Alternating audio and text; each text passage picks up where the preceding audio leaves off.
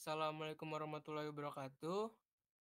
Saya Fadil Putra Ramadan, perwakilan dari kelompok 1 yaitu Fansitek dengan beranggotakan yang pertama Rifai Nugroho, Rafli Sidik Hermawan, Muharum Ganesa, Rizky Ananda, dan saya sendiri. Selanjutnya, pada slide latar belakang masalah akan dijelaskan oleh Saudara Rifai Nugroho. Baik, terima kasih Fadil.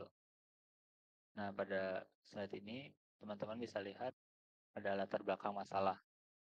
Nah, poin utama yang kelompok kami ingin sampaikan adalah data dari Dinas Kebakaran dan Penanggulangan Bencana Kota Bandung menunjukkan bahwa hingga 18 Desember 2023 terdapat 341 kasus kebakaran, meningkat dari 195 kasus pada tahun sebelumnya. Nah, karena keterbatasan biaya yang dipunyai oleh kelompok kami, maka yang bisa kami lakukan adalah menyelesaikan masalah tersebut, yaitu ya di sekitaran Kecamatan Coblong. Nah, di Kecamatan Coblong kami juga mewawancarai beberapa narasumber yang mempunyai masalah gitu terkait kebakaran dan gas bocor. Nah, di sini poin utamanya adalah para narasumber ini mempunyai kekhawatiran gitu terhadap lansia yang ada di rumah, yaitu kondisi fisiknya lemah dan kecenderungan meninggalkan lansia tanpa pengawasan. Nah, di sini kelompok kami mempunyai solusi, yaitu membuat sebuah perangkat IoT, yaitu untuk eh, apa ya, memperingatkan ketika ada kebakaran atau kebocoran gas. Slide selanjutnya. Baik, di eh, bagian slide ini teman-teman bisa lihat ada solusi. Nah, di slide ini kelompok kami mempunyai 5 solusi yang bisa dilakukan. Yang pertama ada early warning system. Di poin ini, sistem sensor kebakaran dan gas akan berfungsi sebagai sistem peringatan dini. Jadi, ketika terjadi kebakaran atau kebocoran gas, maka alarm akan berbunyi. Lalu, solusi yang kedua ada remote monitoring. Dengan menggunakan teknologi IoT, customer tidak perlu jauh-jauh, misalkan gitu terjadi kebakaran gitu untuk memantaunya. Jadi cukup melihat notifikasi di HP. Lalu poin ketiga ada data logging. Sensor dapat digunakan untuk mencatat data tentang kebakaran dan kebocoran gas. Nah, di sini kelompok kami bisa menganalisis gitu tren kebakarannya seperti apa, atau mungkin tren kebocoran gasnya seperti apa. Lalu poin keempat ada integrasi dengan sistem keamanan. Nah, jadi ketika terjadi kebakaran, sistem kebakaran ini secara otomatis akan menelpon pihak pemadam kebakaran. Lalu poin yang terakhir, notifikasi langsung. Jadi ketika terjadi kebakaran atau kebocoran gas, maka customer akan mengetahui dengan cara akan muncul notifikasi di aplikasi WhatsApp. Selanjutnya dilanjutkan oleh Rafli Sidik. Baik, untuk gambaran umum dari sistem perangkat kami, Fansitek ini adalah sistem alarm kebakaran yang berbasis IoT ya. Dan kemudian sistem kami itu dirancang khusus untuk membantu pengawas manula atau orang-orang yang mengawasi orang lanjut usia di rumahnya di sekitaran daerah Coblong, Kota Bandung.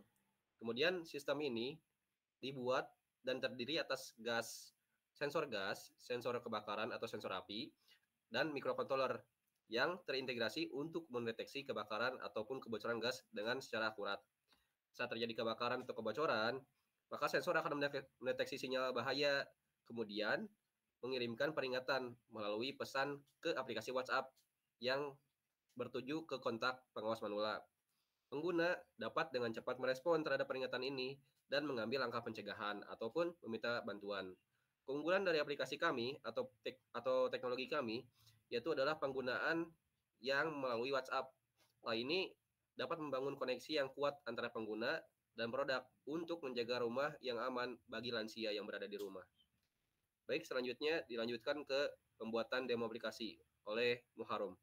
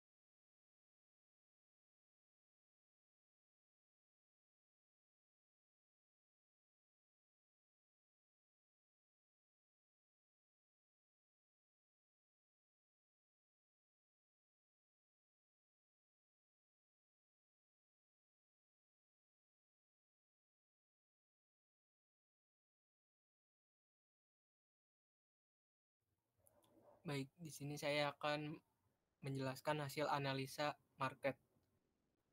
Ada beberapa poin penting yang harus saya jelaskan. Yang pertama yaitu identifikasi pasar target.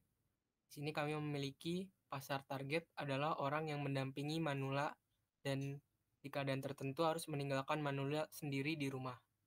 Lalu yang kedua, pemahaman tentang pasar. Di sini kami memahami pasar alat keselamatan melalui program WhatsApp belum ada dan kami memanfaatkan peluang tersebut. Lalu ada analisis pesaing. Ya, seperti poin sebelumnya, kita belum mempunyai pesaing yang serupa dengan program kami. Lalu ada analisa pelanggan. Di sini kami menganalisis pelanggan yang memiliki kekhawatiran ketika harus meninggalkan manula sendiri di rumah. Karena program ini didasarkan dengan kekhawatiran kami juga yang punya keadaan serupa. Lalu pada poin penetapan harga, kami belum menentukan harga tepatnya program kami, dikarenakan program dan alat kami yang belum sempurna. Tetapi kami ingin program kami terjangkau oleh semua kalangan, tanpa mengesampingkan kualitas alat dan program. Untuk strategi pemasaran, strategi utama kami saat ini melalui obrolan dengan orang lain yang dirasa mempunyai masalah yang sama. Pada slide analisa bisnis model, ada 4 poin yang akan saya jelaskan. Yang pertama, segmentasi pasar. Segmen kami adalah orang-orang yang memiliki gadget yang pertama dan mempunyai masalah kekhawatiran terhadap manula ketika harus ditinggal sendiri. Lalu, proposisi nilai yang kami punya yaitu perlindungan terhadap kebakaran dan gas, notifikasi cepat, pemantauan jarak jauh, dan data analisa untuk meningkatkan keamanan.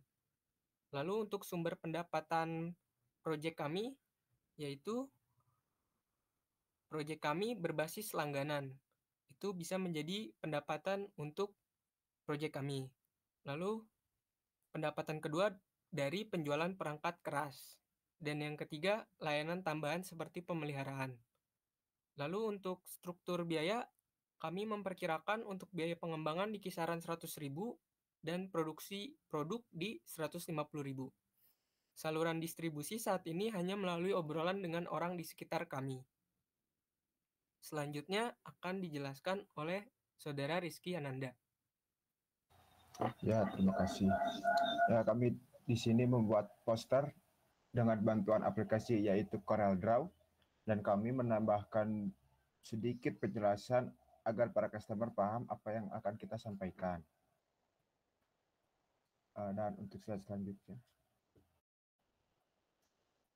Nah, untuk di sini kami mempromosikan di sosial media yaitu Instagram Untuk saat ini kita sudah mendapatkan sekitar 665 like dan beberapa responden di dalamnya.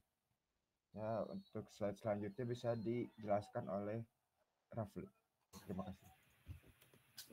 Untuk pengiklanan atau advertisement dari produk kami, di sini kami memiliki dua cara.